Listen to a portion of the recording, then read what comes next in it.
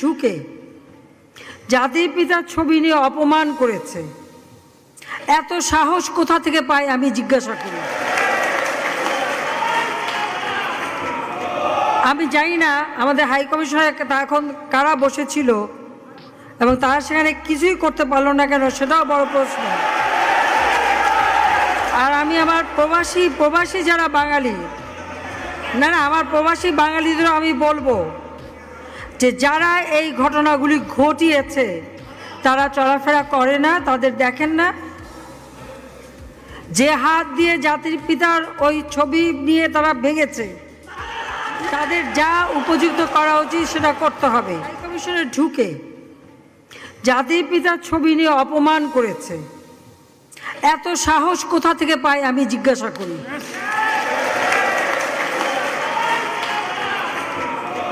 আমি জানি না আমাদের হাই কমিশনার এখন কারা বসেছিল এবং তারা সেখানে কিছুই করতে পারলো না কেন, সেটাও বড় প্রশ্ন।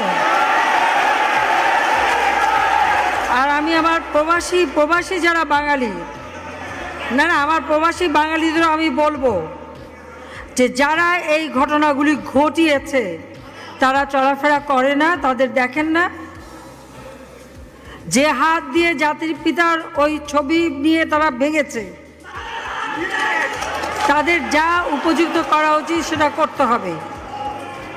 কারণ জাতির পিতার নাম মুছে ফেলার চেষ্টা করা হয়েছিল, তো তারিখ যেহেতু দূরের কথা, ওর বাপ তো চেষ্টা করেছিল এই নাম মুছতে, ওর বাপও চেষ্টা করেছে, মাও চেষ্টা করেছে। তারা কি পেরেছে নাম মুছতে?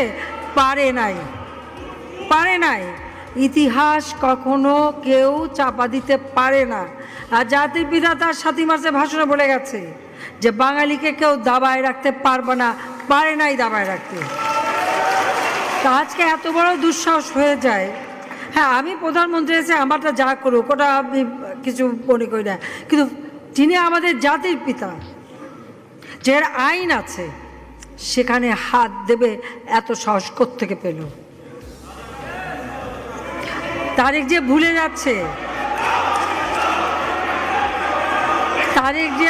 যাচ্ছে, যে তার মা দুর্নীতি করে জেলে গেছে,